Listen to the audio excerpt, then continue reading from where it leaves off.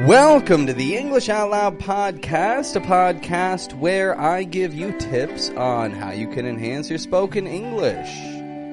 My name is Pat. I'm from Toronto, Canada, and I teach the American accent.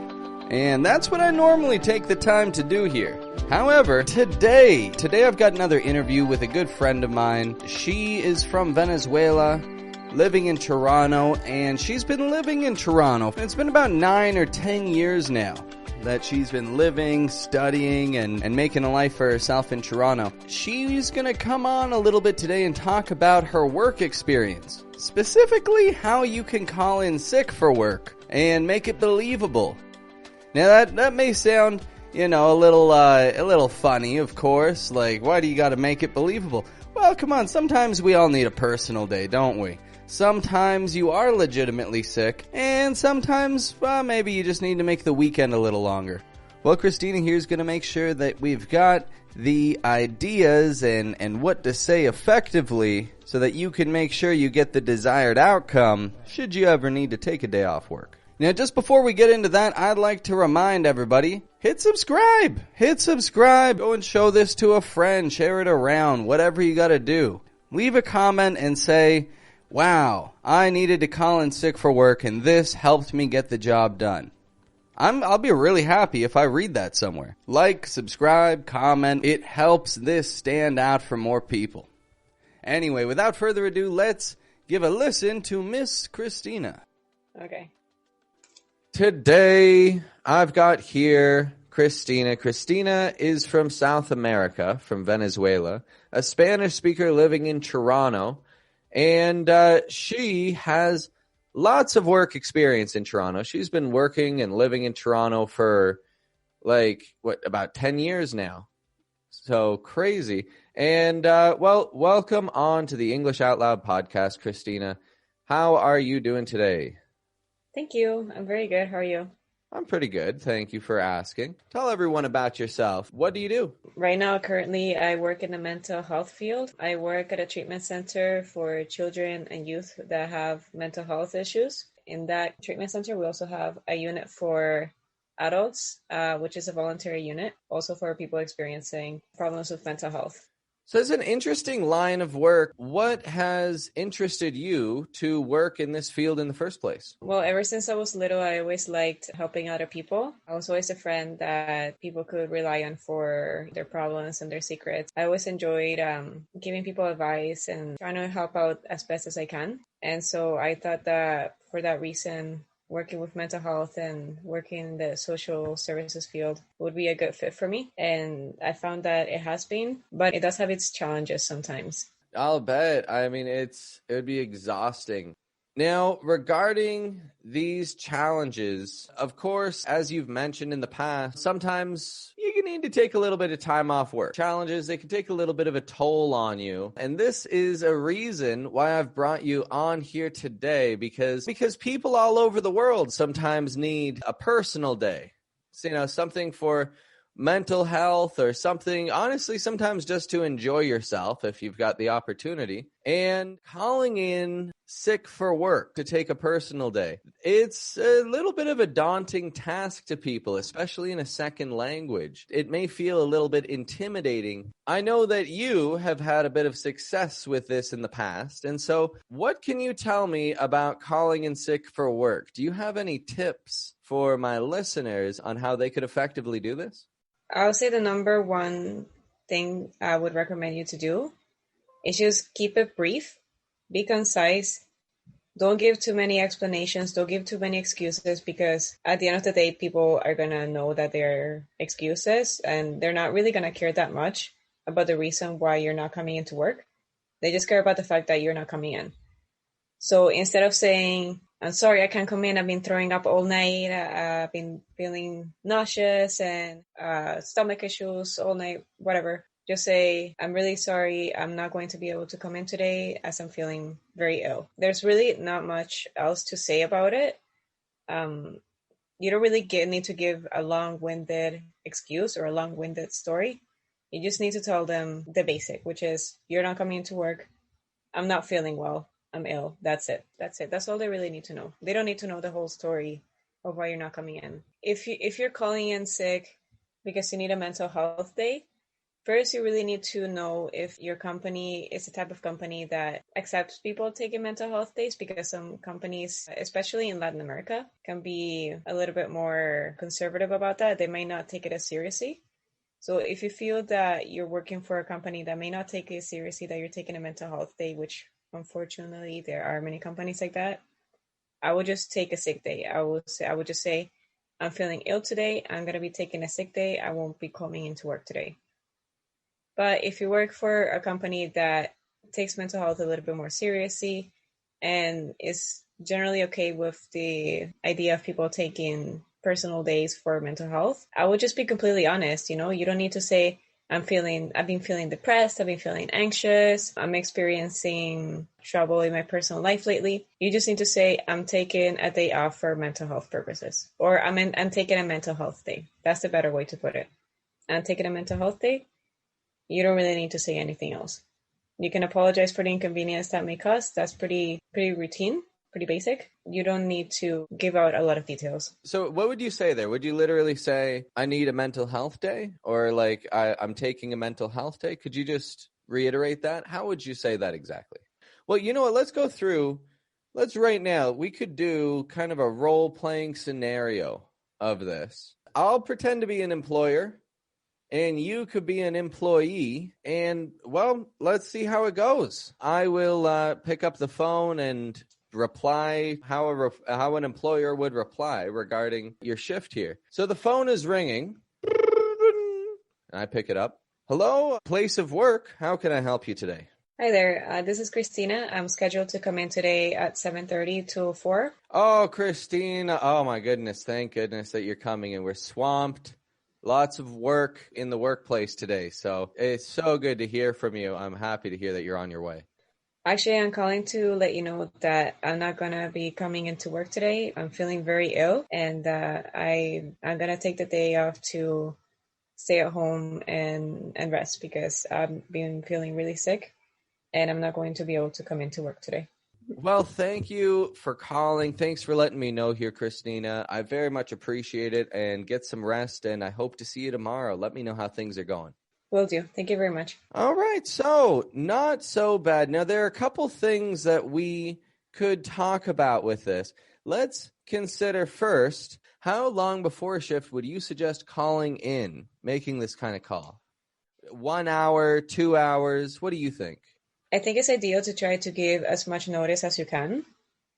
If you already say you're not feeling well, or you're just really not feeling like going to work the next morning and it's nighttime, I would do it in the night.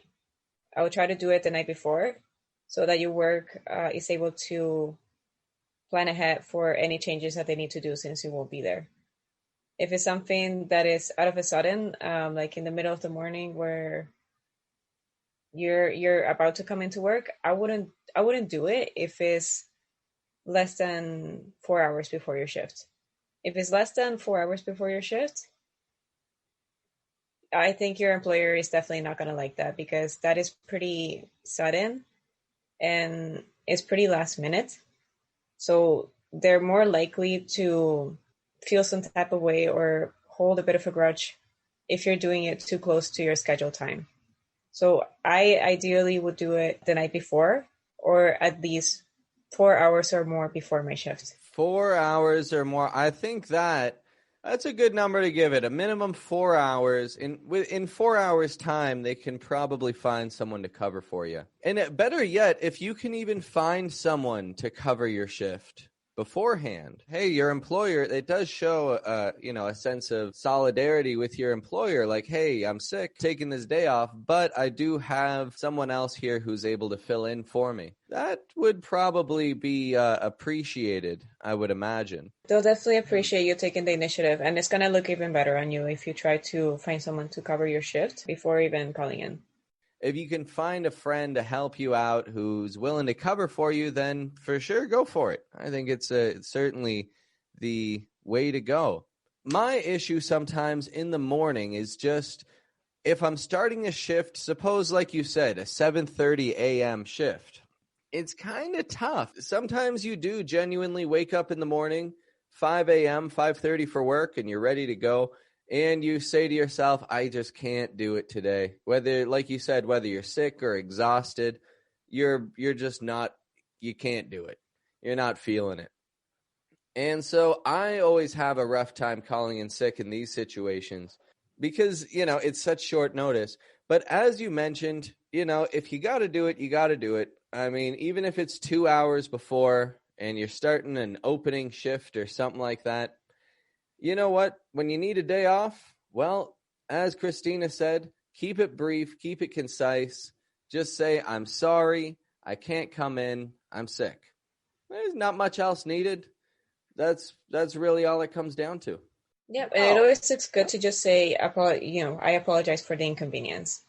And for those times that you wake up and you really feel like you can't go to work, it's okay to also call in sick. Like you always have to think about what is better for your own health. But I would just try to not do that very often. Mm-hmm. Try to make it as least often as you can. What would you say is the most that you think someone could get away with calling in sick? What do you think about that? Getting away with it? I would say... Like the most frequent, that you could do it and not really have people look at it like, what's this person up to? I say once a month. Once a month, people, I don't think people would really take much notice into it. If you start doing it twice a month or more, then you're likely going to get in trouble for it very soon. I think that's not bad. Once a month, take an extra little holiday. Something that I read once, it said you want to avoid Fridays or Mondays. You say to yourself, once a month I'm going to treat myself to, a day on the beach or a spa day or something like that. Hey, maybe you're not even sick. Maybe you just need a cheeky day off. Well, no shame in it. We're all human. We all need it. And so once a month, not so bad. And avoid Fridays, avoid Mondays. Try to get the middle of the week. Try to get something in the middle of the week maybe. Just this way, it doesn't seem like it's a routine.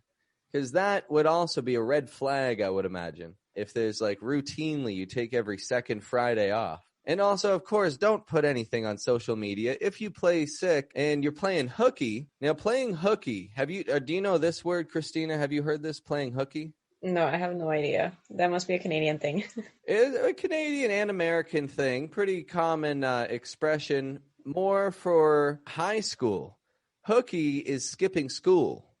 But you could also say, you're playing hooky from work. And again, it's kind of a playful word for it, playing hooky from work. So if you're playing hooky to go, see a hockey game or a baseball game or something, for one, make sure you pick a seat that the camera is unlikely to see you. And two, make sure that you don't put anything on social media. Just don't. Because employers do check social media.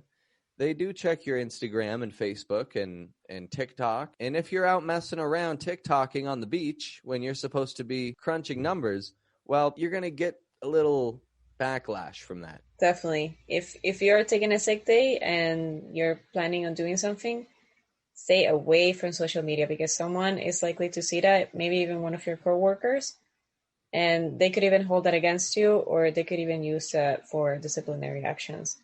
Just think about it twice. Just before you hit that post, just if you wait until the weekend to make that post, nobody will question it. Nobody will be like, what were they doing there? No, nobody will care. This is good advice. I think if people keep following this kind of advice, they're just going to confidently call in sick in the future.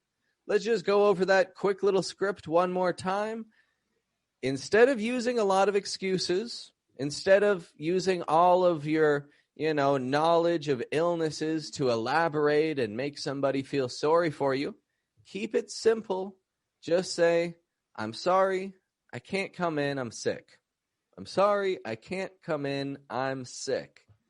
I know normally I'd have more to, say in a podcast episode. I'd normally, go over a whole bunch of stuff. But if I did, that would be contrary to the point, wouldn't it? Yeah. So this goes to say that we're going to get to wrapping this one up today. Do you have any final words you'd like to mention, Miss Cristina, before we wrap this one up? Any final piece of advice? Anything, whether it's regarding English or regarding anything. Do you have any thoughts at all? Yeah, so every time you call in sick, you're obviously going to feel guilty about it. And I'm telling you now, don't. It's okay. Because if you really need that day off, it's for a reason. And everyone deserves a day off from time to time. Everyone does it. So it's okay if you are taking a little time for yourself if you really feel that you need it. Don't feel too guilty about it. It's okay. And your work is going to be okay for one day that they don't have you.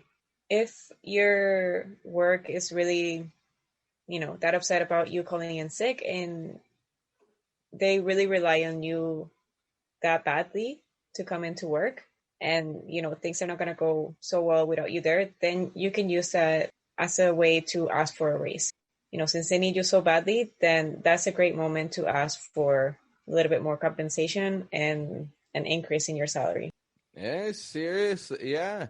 If your position's so important that you can't take a day off, then, use that as leverage. Say, hey, I don't even take a day off because this place will fall apart without me. Give me a raise. Well, very good stuff. And thank you also for pointing out, you're right, we're all human. We do need to rest. Everybody needs time to rest. 2 days a week, taking 2 days a week to rest.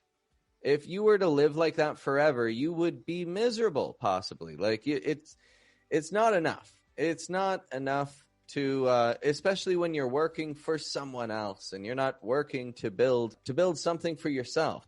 I agree with you, Cristina. Thank you very much for these wonderful tips today. Very happy that you were able to take some time to come on. And I'm sure people have learned quite a bit from this. So thank you for that. No worries. Thank you for having me. So thank you for tuning on in with this episode here with Cristina. We had a good chat. We learned a few new words. I just want to point out a few things that I said. This job is a good fit for me. It's like saying, this job suits my life. Or this job is not a good fit for me. This job does not suit my life. Or people may say, what do you do for a living? That's what I asked Cristina. What do you do for a living? It means, what's your job? How did you get into this line of work? How did you start doing this job? We're swamped. That means we are overwhelmed with work. And to find someone to cover for you, that means to find someone to take over your shift. So all I've got to say is thank you for tuning on in today. I'm happy to have had this opportunity to share this knowledge with you because I want you to be prepared to use English in your daily life. Well, enjoy your day, enjoy your breakfast, lunch, and dinner, and take care of yourself. Have a good one.